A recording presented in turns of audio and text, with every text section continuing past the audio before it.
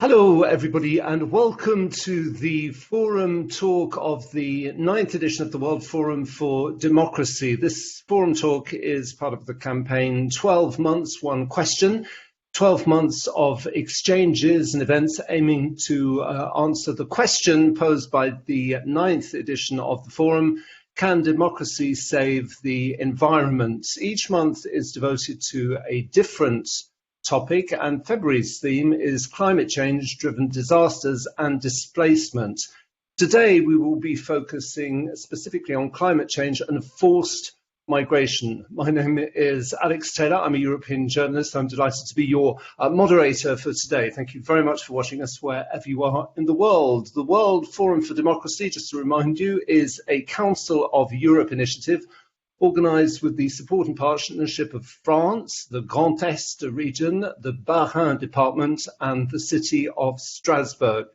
It is a unique platform for political decision makers, civil society, academics, journalists, the private sector, and citizen activists to debate solutions to key challenges for democracy worldwide.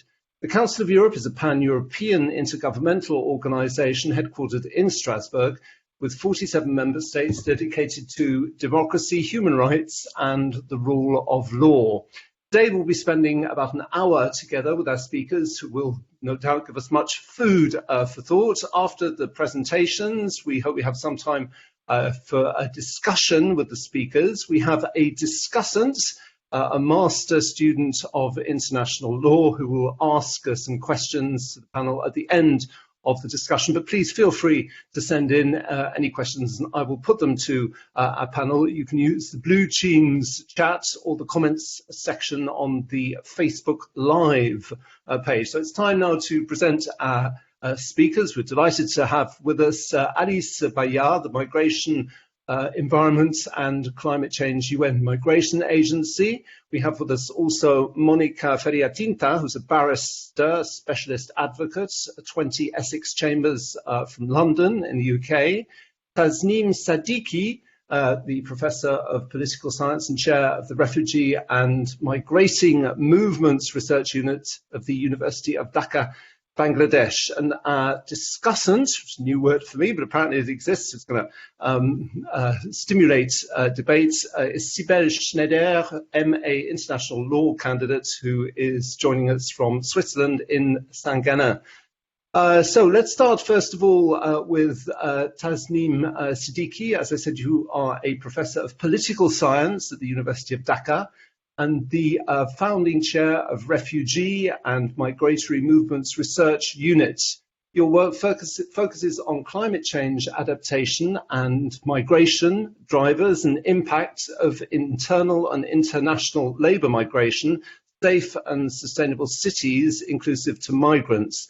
You actually led the drafting of the National Strategy for Disaster and Climate-Induced Internally Displaced Persons in Bangladesh. We're a committee member that prepared the first draft of the Overseas Employment and Migration Act of 2013. We're on the global editorial board of the Oxford Journal of Migration Studies, and since June 2019, you joined the state-led platform on disaster displacement as member of the advisory committee. So I think you are going to give us a general overview of the topic in general. So over to you, Tasneem.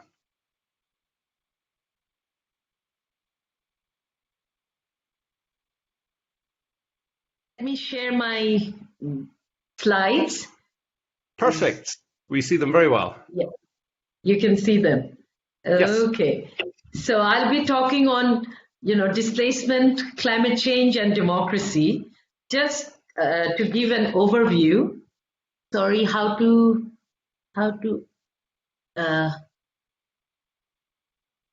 I can't move it. What's happening? Hide.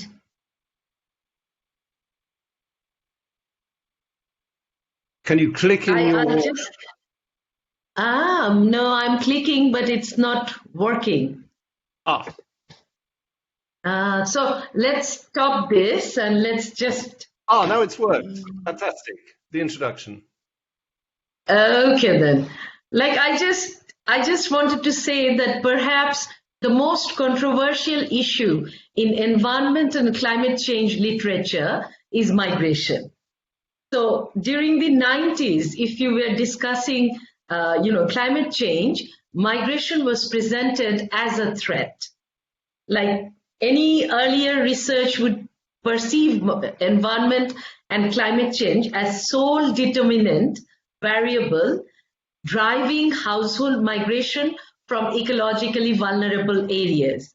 That is why this whole concept of forced migration, environmental refugees, those things dominated the discourse. Then again, subsequently, I think migration experts came in and they underscored that migration is a complex multi-causal phenomena, and therefore, next slide, please. Next slide. I am a bit lost with this. What you did before was perfect. You changed it. I didn't do anything. I think can you shift to slides, because it's not moving here. Right. Okay, here we are. Okay then. Sorry about this.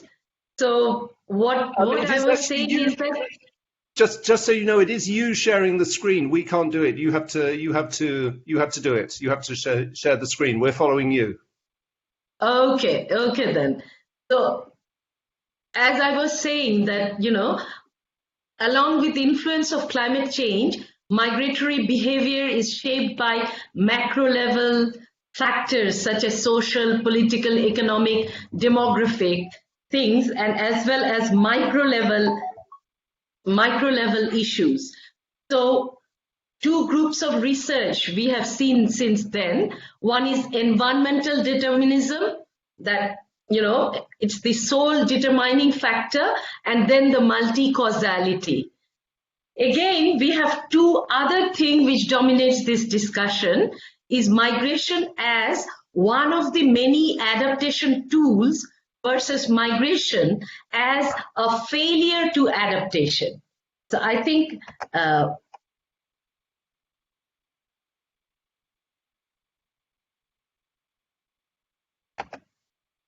I am lost with this. It was working perfect. There we are. No, I think that was what you did was perfect. No? The thing is, like, I don't know where to. Third one, yeah. Right. Alana from the organization has just told me she's sharing now. So if you just so I think that's better. That's better because yes, I think that's better. I'm so sorry. The whole tempo I have spoiled, I think. So I just wanted to show you certain pictures after that. That is, in Bangladeshi context, if we go and climate change, migration, if we think, what are the stressors? Like cyclone, droughts in Northwest Bengal. Then the next one, please. Next slide. See, river erosion, coastal erosion, flash flood. Then again, all these things are similar in South Asian context, as well as if you go to other countries of the world, you will see similar stresses are generating migration. Some of it is forced displacement and some of it is livelihood migration. Like people will move and try to adapt with whatever, resources available. So they will move and they'll try to make a new livelihood in the urban settings. And in the urban settings, you will have, again, another kind of problems for those who are moving. Next slide, please. Next slide. So in the context of Bangladesh, we have prepared a national strategy on displacement. And this is based on Sendai framework. This is based on, all the international SDGs and also internal displacement principle, guiding principles of internal displacement. So these things are all reflected, but even then, I would say, next slide, please. In Bangladesh or in any other places, accommodation of interest of voiceless, when you want to create solutions for forced displaced population, you will see vulnerability of climate change affected people varies on the basis of geographic location, ethnicity, gender, age, disability, everything. So therefore, of course, this particular national strategy looks into all these things, but even then, next slide, if we go to next one, please. Yeah, so you see, these are the people you have to accommodate, like living in the unplanned slums of hill slope. Next one, you just take us through the slides. Next slide, please. Yeah, you see where they come and stay in urban areas when they are forced to move. Just look how they are sleeping in one room, and under that you have water. Already it's waterlogged, even the room, and bathrooms and rooms. Next slide, next one, please.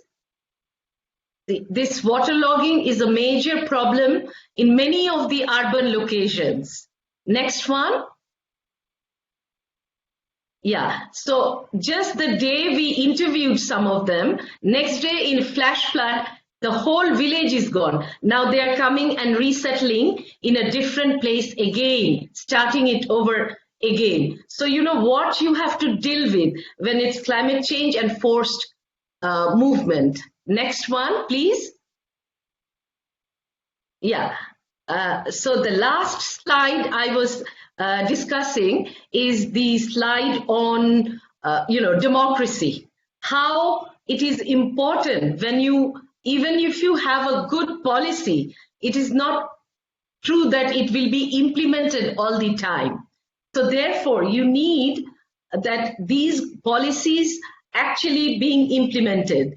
And implementation requires healthy engagement of all political parties, vibrant legislature, active civil society, free media. I think this is very important that media actually brings in the voice of all those who are affected, and the solutions that comes in should look into, all the sides of every people.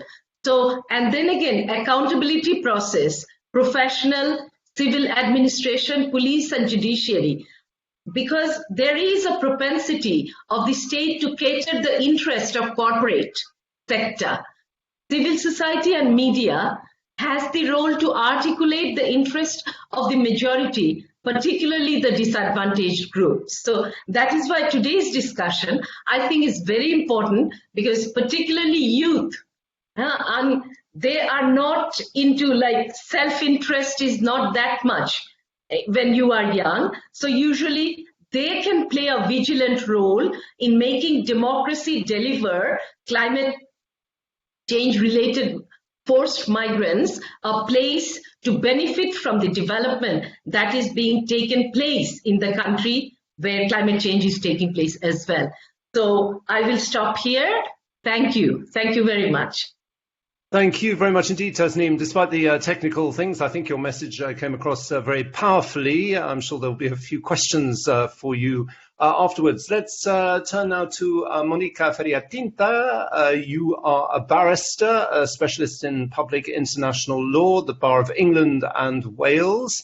You currently represent cases raising sea level rise issues, sinking islands, environmental degradation, oil spills, transboundary harm, climate change is a human rights issue, environmental harm of waterways, protection of rivers, biodiversity, phasing out coal mining, and the enforcement of the Paris agreements before a variety of international courts and tribunals and other mechanisms such as the UN Special Procedures and OECD procedures. You are counsel, this is interesting because we have a film to start our discussion of the Torres Strait Islanders case, the very first case in the world directly addressing climate change before the United Nations Human Rights Committee. Because of your groundbreaking work on climate change litigation, you were featured in the Lawyer Hot 100 last year as amongst the most daring, innovative and creative lawyers in the UK, and you were Barrister of the Year finalist in the Lawyers Awards 2020. So we're delighted to have you with us. As I say, to start your presentation, we have a short video about the Torres Strait Islander peoples who are fighting for their disappearing land, and you will tell us a bit more after. But let's look at the video first of all. We as the Torres Strait Islanders, living in a part of Australia, north of Australia,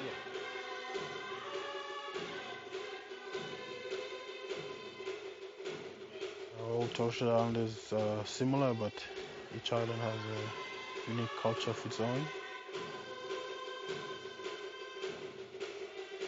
we have a very strong tie to this land.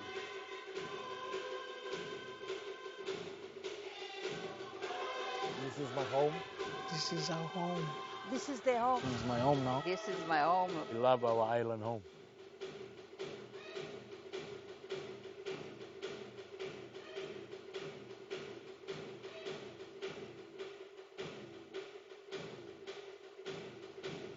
This erosion is happening so fast, there won't be us left. That's another sign of the erosion, washing the trees out. The sea level is rising. Our island is being washed away. What you see here, this is what we've got. We've got nothing else to go, nowhere else to go. This is our home.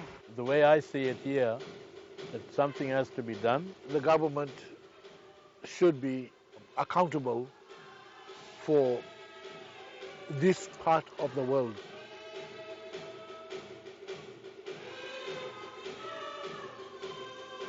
For the community to move down south, it's gonna disconnect them from their culture, their lifestyle.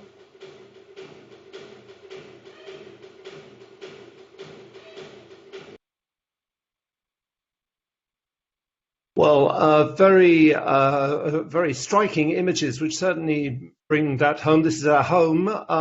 Monica, you're going to tell us a little bit about your work and specifically that case, I think. Thank you for the kind introduction and for showing this clip where my clients actually are speaking for themselves, what type of threats they are facing today. So first of all, I'd like to perhaps invite you to consider the following. So far, the first speaker spoke about policies. And an underlying issue when we think about situations like the ones that we have just seen is to wonder whether climate change and the effect it's having in communities is something that relates to policy only, or whether we are really going beyond that, talking about legal entitlements of individuals. I'm a practitioner. People come to me with practical problems, wanting practical solutions, not in the long term, but now, particularly with a topic like this one. It's an urgent issue, and it's been said by the UN that it's a defining issue in the world at present. So you mentioned the Paris Agreement, Alex, and the Paris Agreement is the legal framework that states have negotiated and ratified, which is binding in all the parties, all the states that have signed up to this important treaty.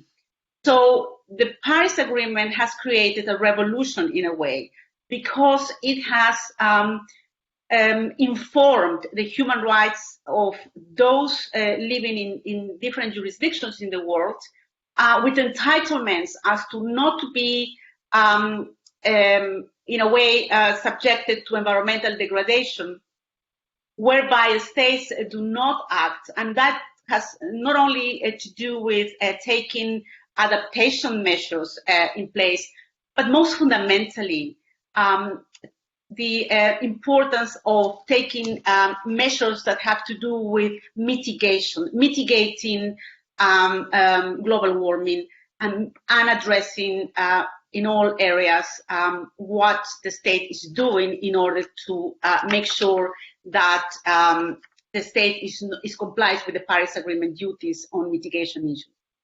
So what does that mean in concrete terms? In the case of the Torres Strait, for example, you had the 4 islands that, as we saw, are experiencing sea level rise to a point that it is believed that imminently one day it won't be, if the situation continues in the way it's going, you won't be able to support life living in these places. Now, these communities do not have the choice to just move somewhere else. Why? Because they have strong ties to the land. And by land, I mean not just the islands, but also the territorial sea. So basically, there is a component of the identities. So the identities of these communities, of the Aboriginals, Torres Strait, are linked to the environment where they have lived for decades, centuries. So this is a very, so they have different customs. They have customs that are linked, for example, to some fishing, hunting, to the flora and fauna that you find both in the sea, around the islands. And these are cultural practices that they pass on to the new generation. And that now is basically at threat. Now, one of my clients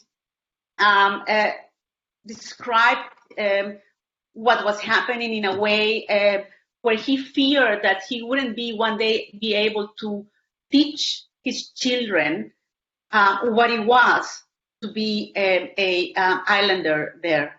And for him, it was very important because this is a community that is indigenous and therefore is not like in other contexts, individuals may just live away from a community.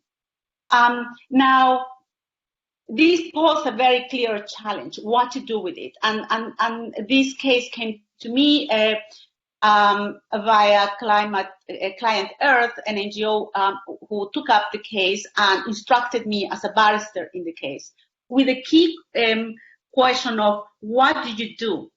And this was the first case that decided to go to an international forum. So before we filed the case, there hadn't been any case before worldwide where you would go to an international organ to challenge a legal claim against a particular state.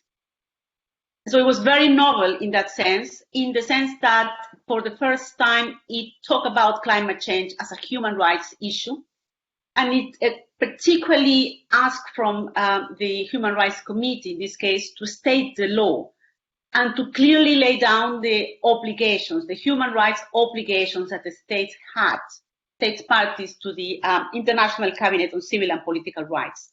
The rights that have been raised here are the right to life, which is considered entailing positive obligations, an entitlement to whereby the state of your jurisdiction has positive duties toward the inhabitants of a particular jurisdiction. That means that the state has to take adaptation measures as a matter of law to assist situations like the ones that we have seen, but also has mitigation duties, which is to enable the entire system, the entire economy in a manner that doesn't create more global warming, but actually does the opposite, decarbonize the economy.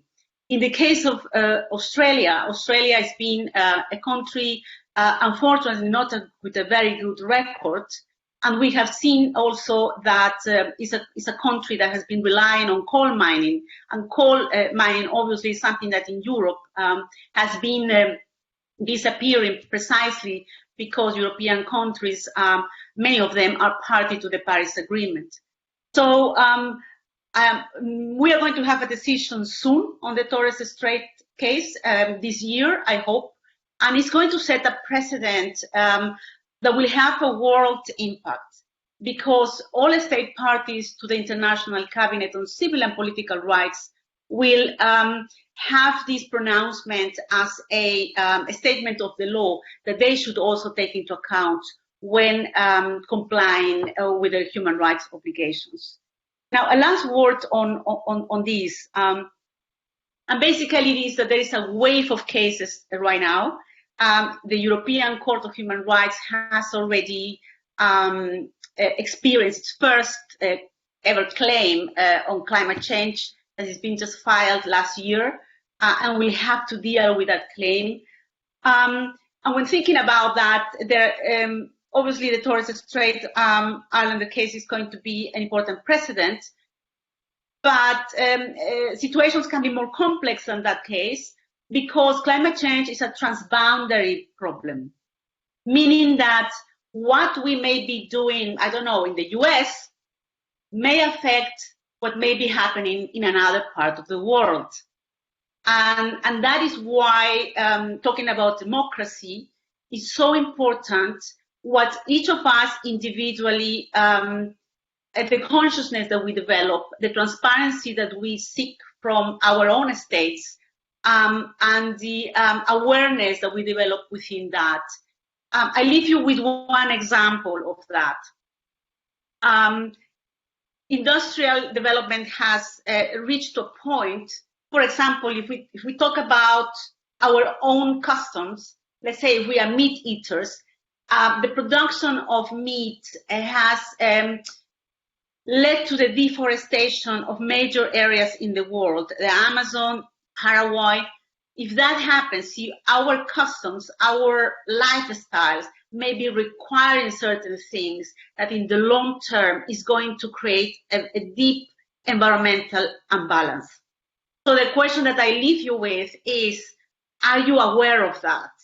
Are you aware also of the type of investments your banks make, or your own state makes abroad, and how that responsibility links to our own individual responsibilities? I want to leave my intervention just there, and I hope that you will be asking questions. We can elaborate more on that. Thank you, Alex, for the floor. Thank you very much indeed, Monica. And I'm listening to you here in France, where it's number one issue in the news today. There's a debate in France at the moment about schools in Lyon which are giving vegetarian food to the school children in their canteens, and this has created a huge debate in the French news. So it's a vibrant issue, as are a lot of the things you've been discussing. Thank you for bringing it all home to us. Let's move on now to Dr. Alice Bayard. Hello. You are an associate expert in the Migration, Environment and Climate Change Division at the International Organization for Migration in Geneva. You are involved in various policy, research, advocacy, capacity building and operational activities of IOM related to migration, environment and climate change issues. So perfect for our discussion today. As part of your duties, you also work closely with the Platform on Disaster Displacement and the United Nations High Commissioner for Refugees to support states and other stakeholders in addressing the challenges of human mobility in the context of disasters, environmental degradation, and of course, climate change. You hold a PhD in political science and international relations from Sciences Po in Paris, where I'm talking to you from. So I think you have a PowerPoint presentation. Afterwards, I'm sure we'll have some questions for you. So over to you, Alice. Thank you, Alex, and thank you for this kind introduction. Can you just please confirm that you see my slide well? Perfect. Wonderful. Oh, okay, great. So actually, I'd like to start with one comment also regarding the title of these sessions. So climate change and forced migration, a crisis in the making.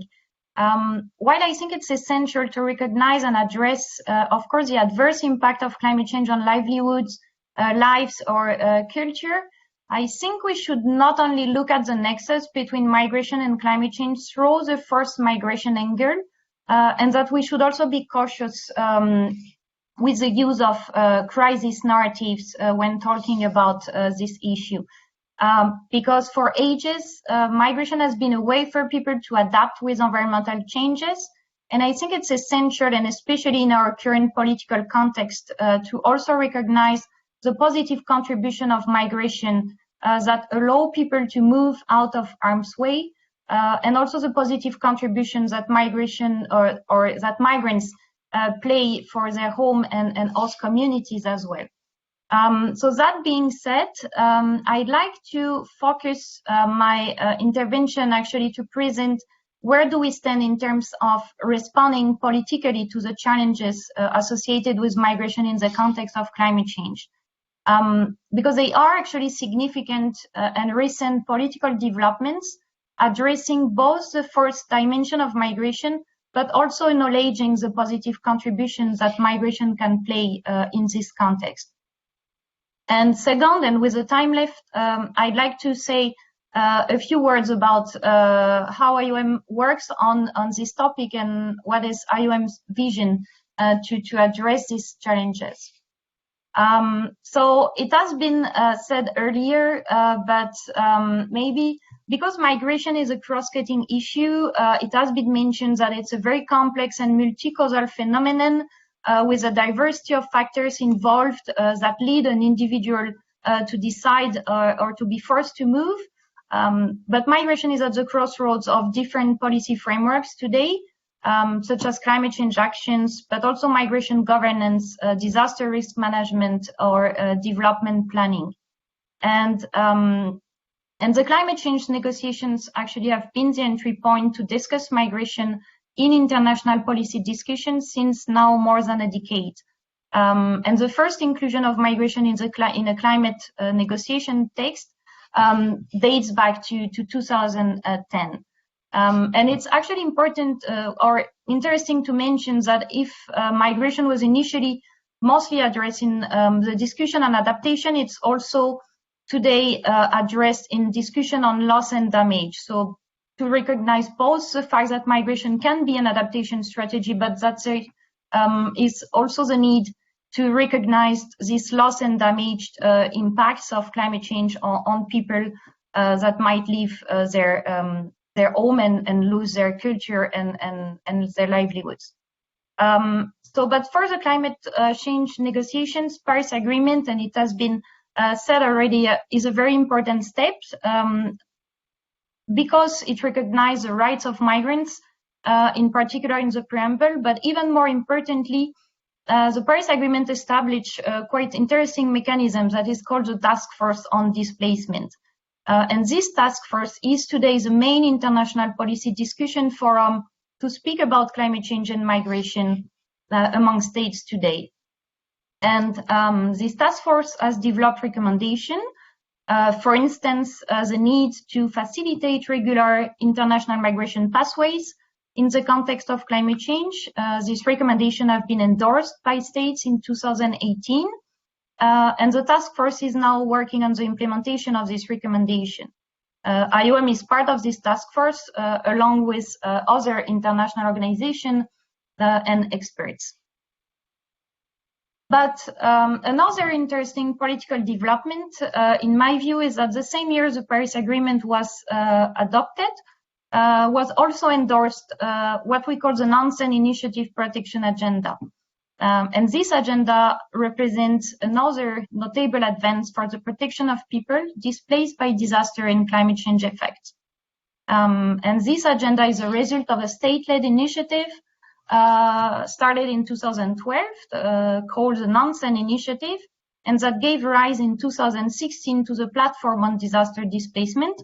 And this organization is today responsible for the implementation of the recommendation of the protection agenda, And IOM is, along with UNHCR, one of the main partners of this platform.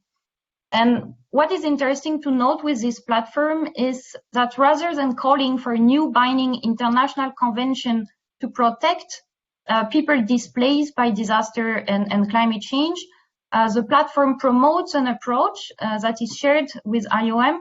And this approach focused more on the sharing of effective practices to manage such displacement and fill out protection gaps. And those practices are context specific and might be, maybe better adapted to address the diversity of forms of migration in the context of climate change, rather than a one-size-fits-all approach that might be difficult to implement and to cover the various protection needs.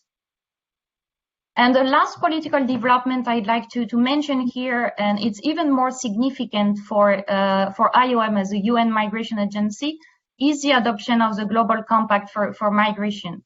And this Global Compact actually marks an important milestone in the governance of international migration, and it recognizes environmental and climate factors as important drivers of migration.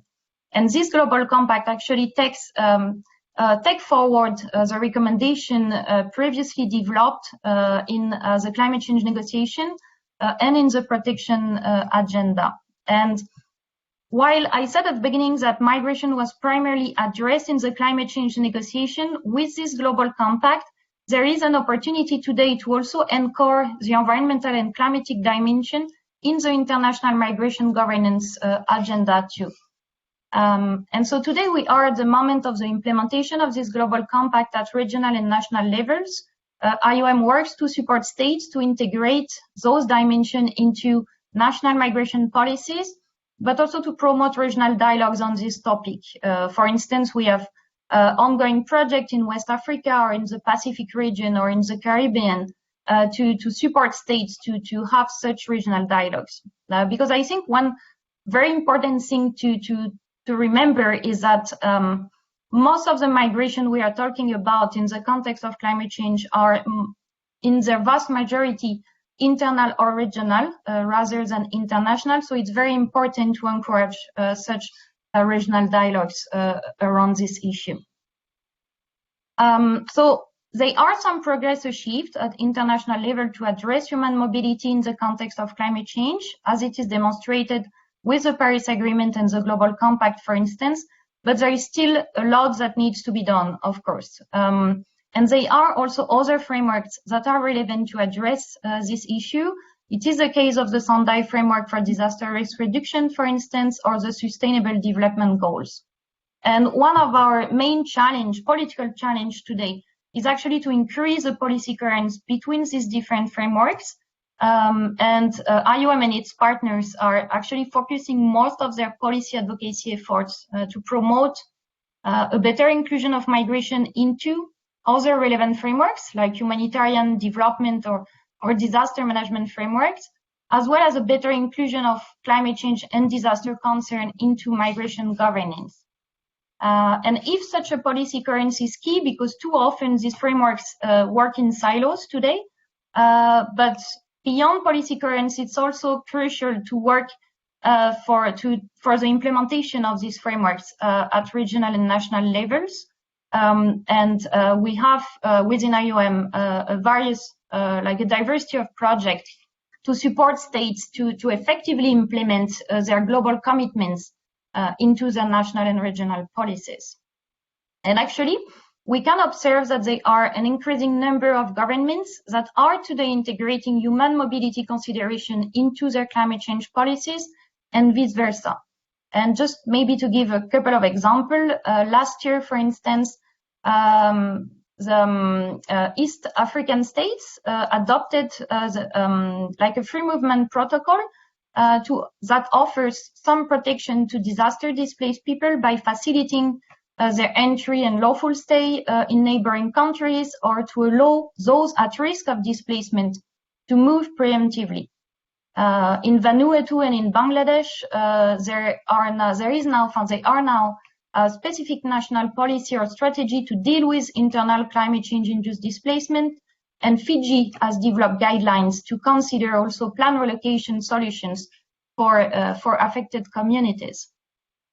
So there are significant changes that have occurred over the past years, both at the international, regional, or national levels, and especially since some global commitments have been made in the Paris Agreement and the Global Compact for Migration.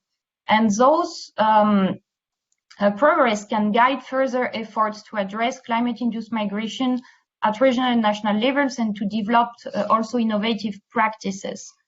And if I still have 2 minutes, I just also like to say a few words about what how IOM is actually contributing to these global and collective efforts. I can say that actually IOM played a pioneering role on this topic, and the organization has a long-standing expertise and engagement since the early 90s. So it's for more than 30 years now that IOM is working to better understand and address these challenges and to support states in this regard. And IOM mandate has been even strengthened in 2015 with the creation of the division on migration, environment, and climate change. So the division I work with, and this division is the first institutional structure in an intergovernmental organization to be fully devoted to this topic. And very quickly, IOM works across 5 main pillars to address this topic. So first, there is a very active policy engagement that is, as it has been highlighted previously, to promote a better policy coherence or to support states to define their migration and refine their migration policies. But IOM also builds capacities of policymakers in more than 80 countries today to better understand and address what is migration in the context of climate change.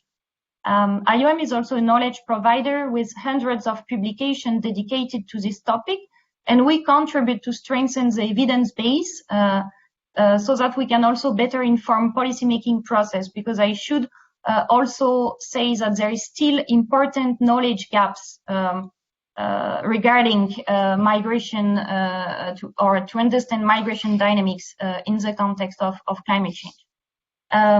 Fourth, IOM is also a humanitarian and operational organization, so we also intervene following a disaster to provide aid to affected population. But beyond these humanitarian efforts, IOM also developed projects, for instance, to strengthen the resilience of communities to future climate shock or to diversify their livelihoods and their migrant skills, so that migration can actually become a choice rather than the result of a distress situation.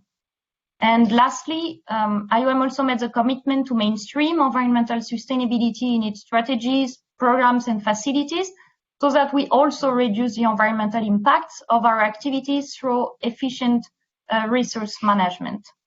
And I will conclude on this slide, but IOM vision on this topic is actually that we promote a very comprehensive approach to climate change, environment, and migration, grounded in human rights-based approaches and translated into 3 main objectives. So first, for IOM, it's important to make migration a choice by minimizing forced migration through strategies that reduce the risk and build resilience of people. Second, it's important to manage migration in a changing climate through facilitating safe and responsible migration policy and practice, and to enhance the contribution of migrants and communities to climate action. And third, it's also very important to assist and protect migrants and disaster displaced persons by addressing their humanitarian needs when a disaster strikes. And actually, this triple approach guides all of our work on migration and climate change. It's translated into various activities, projects, and programs. And I will just conclude by saying that I think we are this year in 2021 in a moment of opportunities that we should seize to go even further and to raise our ambition to better address human mobility in the context of climate change. So within IOM, climate change has been put on the top of the priorities of the organization. We are in the process of developing a strategy, an institutional strategy on migration, environment, and climate change to take stock of all our existing knowledge and experience and to establish priorities and processes. But beyond and outside of IOM, there are also a couple of opportunities. And in particular, I think the COP26 that will take place at the end of this year will be the occasion to report back on progress since the Paris Agreement and to hopefully raise our ambition to tackle climate change and its impact on mobility. The recent, like the election of Joe Biden in the US is also a significant opportunity. And as you may know, Joe Biden has rolled out executive orders to reinstate the US to the Paris Agreement and also ask for a report on climate change and migration to inform and to inform how the US administration can also tackle more these challenges. So there is a lot of political window opportunities this year to strengthen our efforts, and I hope we will seize this opportunity. And I thank you for your attention. Thank you very much indeed, Alice, and thank you to all three of you for your interesting presentations. We now have time for some debates with you. Please, if you're watching us, feel free to send in any questions you would like me to ask. As I said, we are delighted to have with us our discussant, Sibel Schneider, who is a master's degree student of international law in St. Gallen in Switzerland. And Sibel, you're currently researching on forward-looking legal corporate obligations in regards to climate-induced human rights. So I think you have a few questions. Sibel. Thank you very much. And thanks also to all the panelists for the very highly interesting and thought-provoking contributions. So yes, I'm here from sunny St. Gallen, and it's a little city in the east of Switzerland. And as you mentioned, I'm currently working a lot on the topic of climate change and human rights. And in that regard, I've been reading a lot about the human rights consequences of climate change. And this, of course, also includes climate migration. I have three questions, really, which I would like to direct to all of you, since they are all quite broad, and I think they touch a little bit on all the topics that have been mentioned today. So the first one, and that's really a thought that's been sticking with me throughout this presentation. Tasneem, you mentioned migration as one of the many adaptation tools versus migration as a failure to adaptation. And I believe it's a little bit of a positive-negative game we're playing here. And I was wondering concretely in the Torres Island case, so what is the practical solution? Is it to ask the Icelanders to adapt to a new environment? Or is it, on the contrary, to fight for emission reductions, or perhaps it's a mix of both? And perhaps relating to this broader question also, will humanity kind of be able to mitigate the risks that climate change and also climate migration poses to us? I've been reading a lot, like all the IPCC reports for my master thesis, and sometimes the prospects are quite daunting, and it's quite difficult to imagine really positive solutions. So yeah, that's my first. Should we stick there? Let's have absolutely. Okay. We have your reply, or Monica and Alice. So thank you for the question. Well, I am optimistic. I believe that we have tools, and we have seen in the last 2 years an amazing amount of litigation arising precisely to ensure that mitigation measures are taking place around the world. So on your question on the Torres Strait, no, migration or moving somewhere else from these islands, it is not an option for my clients. As I explained, that would mean the destruction of the culture. And so what the claim is been asking is rather adaptation measures, yes, but by means of ensuring that they can stay within the islands where they are located. I give you an example. There's a lot of studies, scientific studies, as to how you can address immediate challenges when it comes to sea level rise. From growing mangroves around an island to sea walls. But all of that requires an investment and requires attention. And this is precisely what, at one level, my clients are asking Australia to do, not to ignore what is happening, but to take action.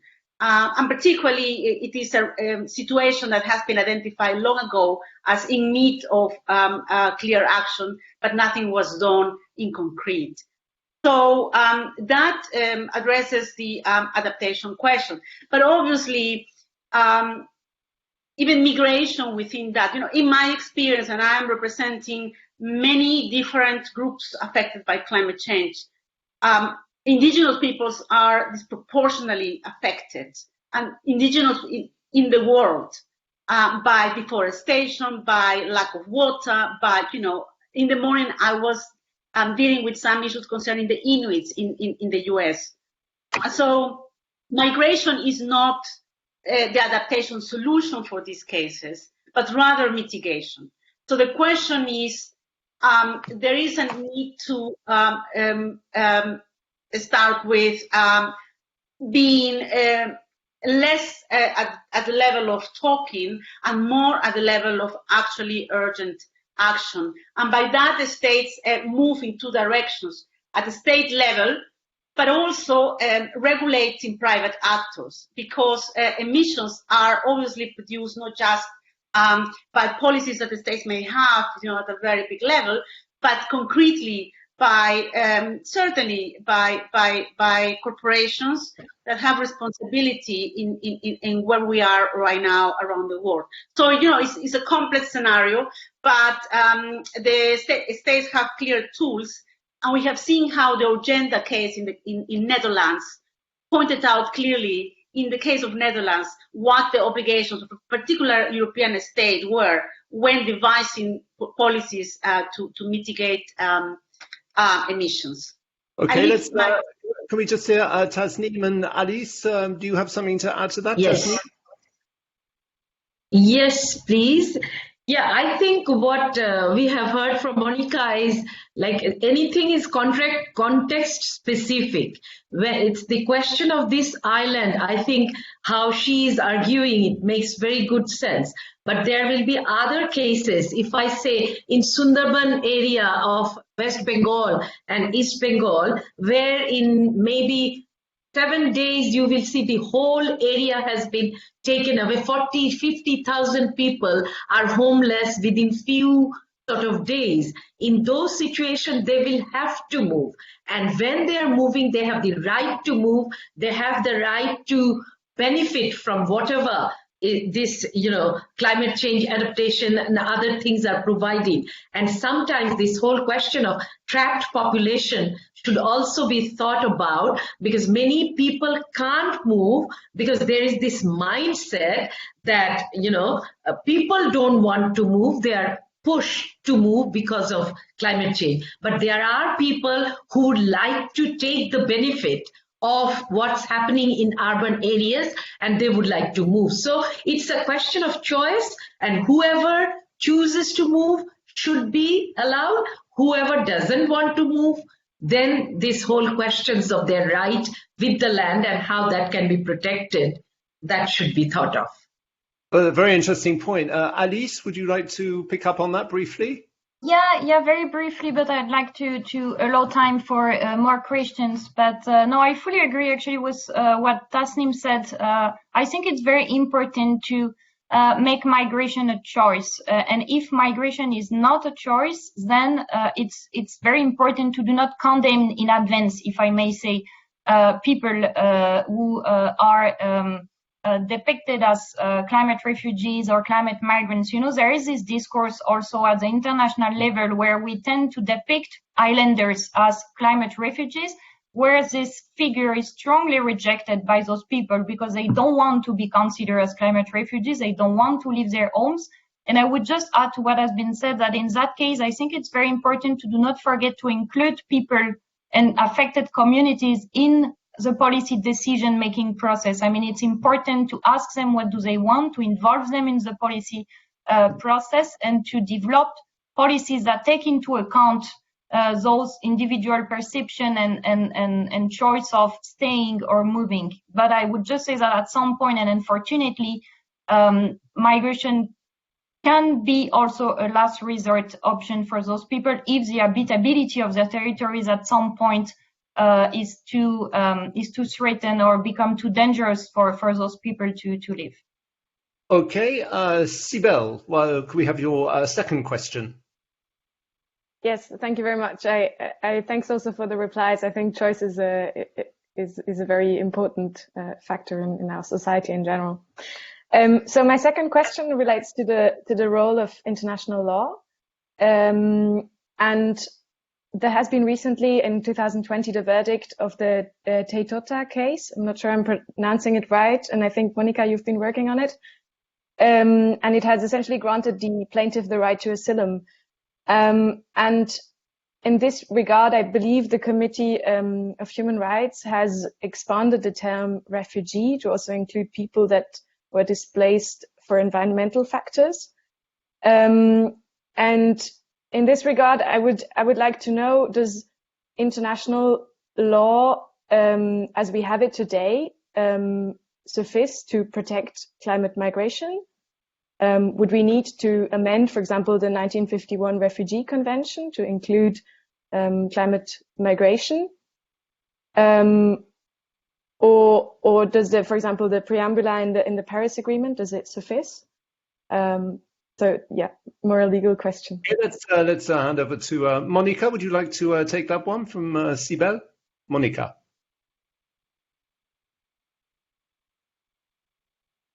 I think you're muted, Monica. We can't hear you.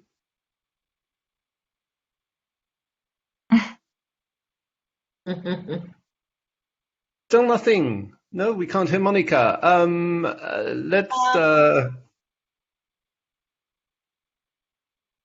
No, we can't hear you, I'm afraid, Monica. Would Tasneem or Alice like to take that one? We come back to Monica.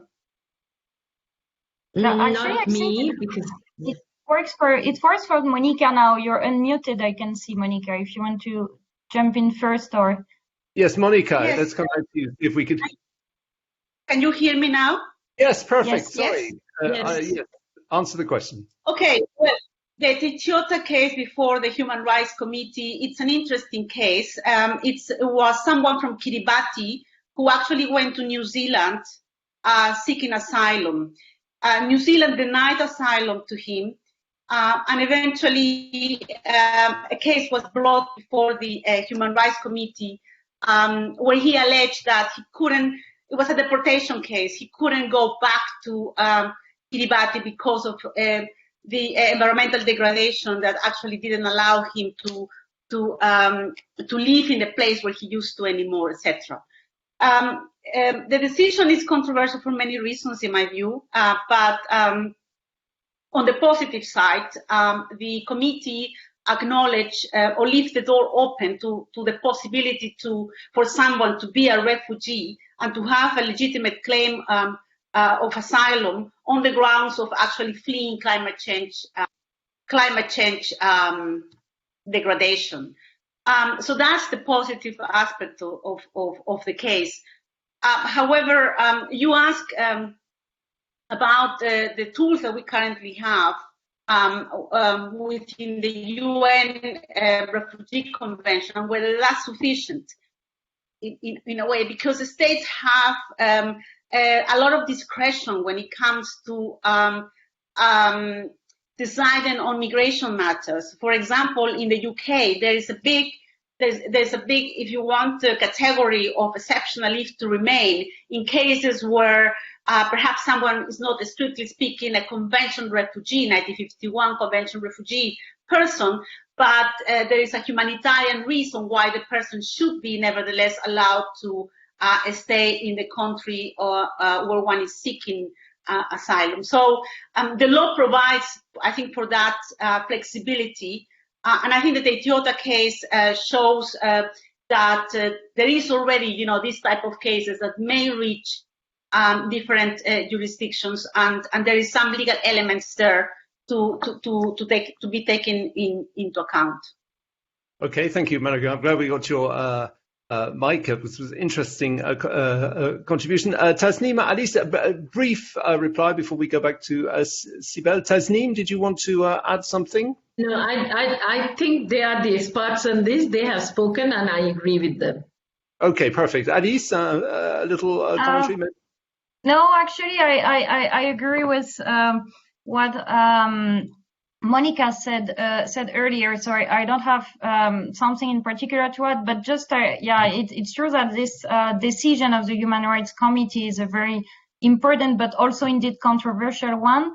And I think it's just very important in the sense that it doesn't change the legal status of people affected by climate change as of today, but it may create in the future obligation for state to receive or at least to do not return people who are in precarious situation because of climate change. So I think it doesn't change the legal situation today because the human rights decision also recognize the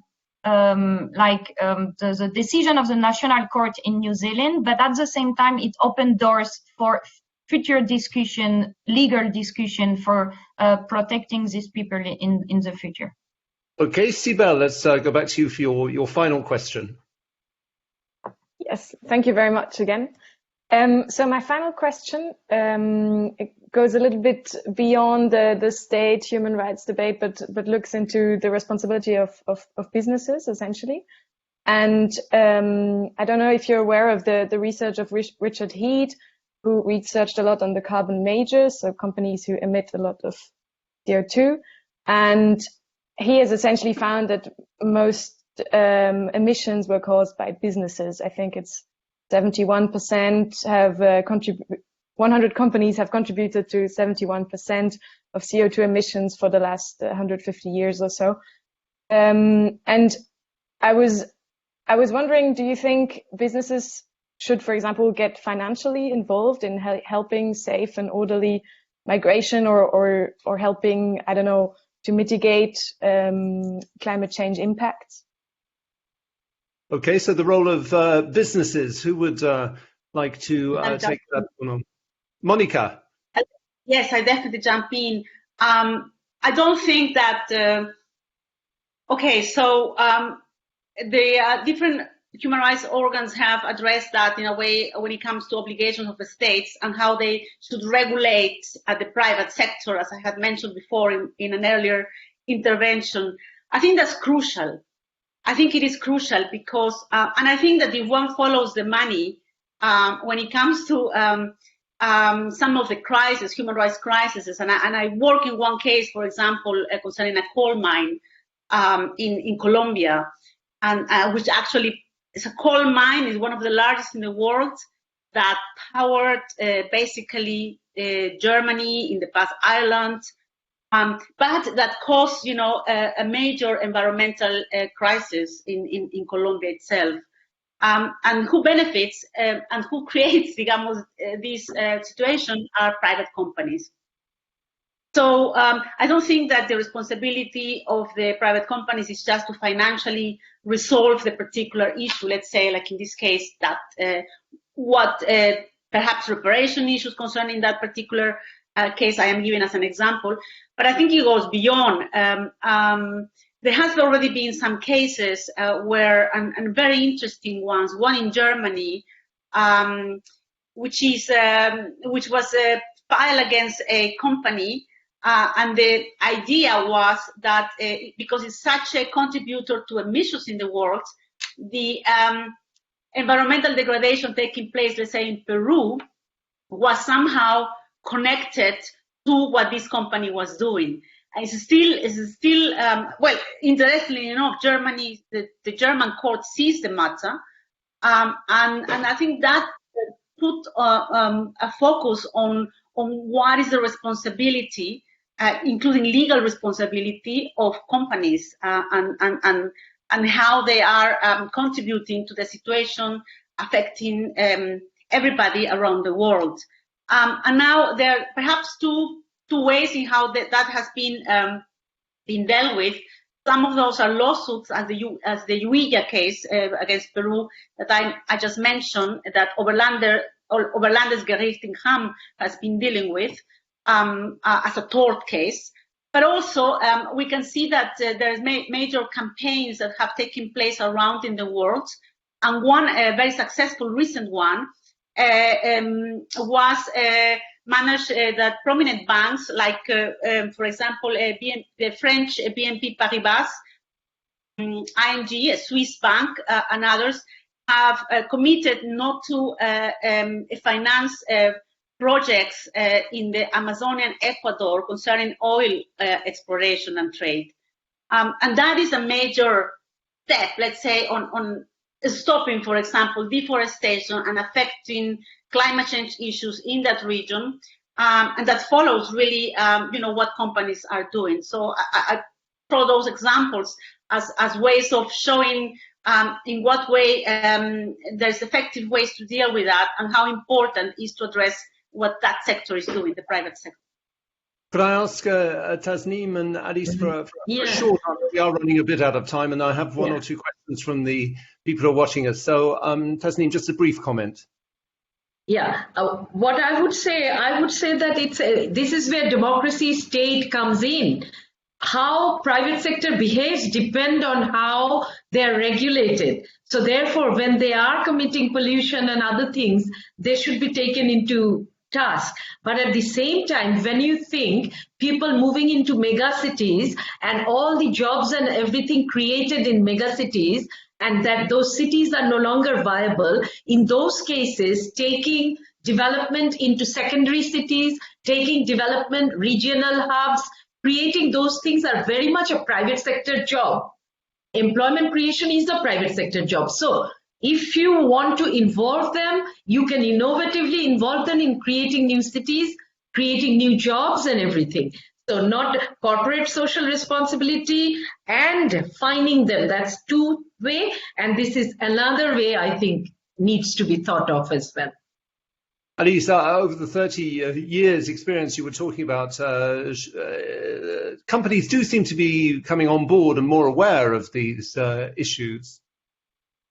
Yes, and actually IOM is working more and more with private sectors to actually involve them more in innovative solutions for better address migration. And just to give a few examples, for instance, there are projects today to involve mobile phone companies, for instance, to use mobile phone data to better track people who are displaced following a disaster, so that we can also make more effective the humanitarian aid and to spread more quickly humanitarian aid in a situation where there is a disaster. So it's one example where we can also consider some companies as partners when they agree to share, for instance, their data, and such data can contribute to also better understand and address migration and displacement.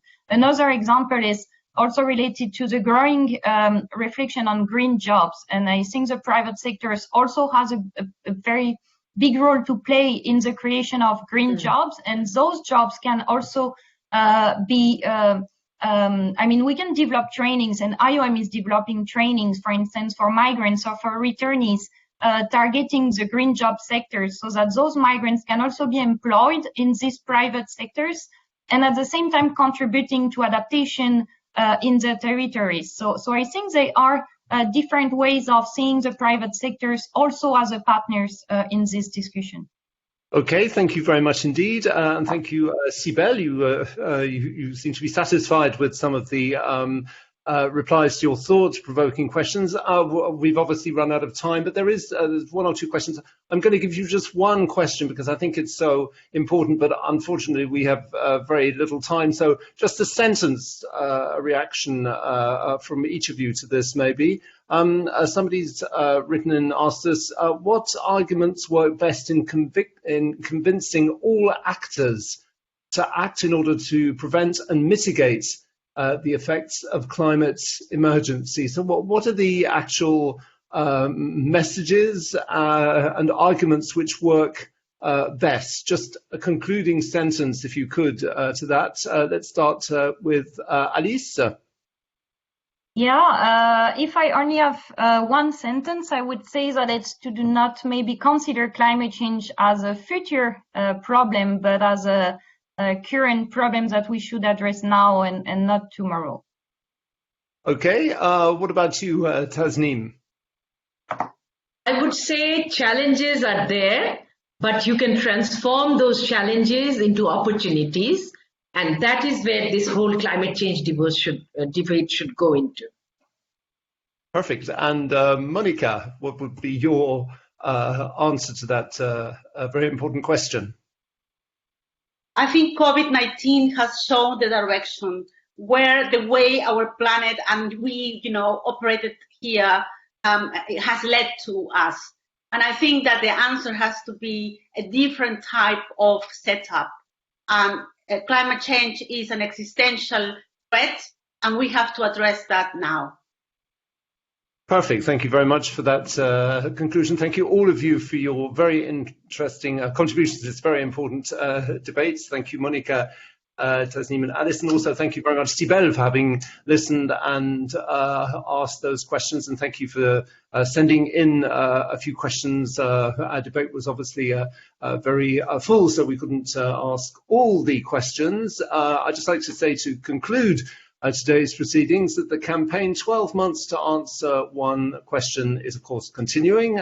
In March we will be addressing the topics connected with climate change and inequalities, and on the occasion of International Women's Day on the 8th of March we are preparing a series of interviews to discuss the role of women and gender in the fight against climate change. So stay tuned. Thank you for watching us wherever you are. Thank you to our participants once again, and we hope to see you again in March. Bye-bye. Thank you.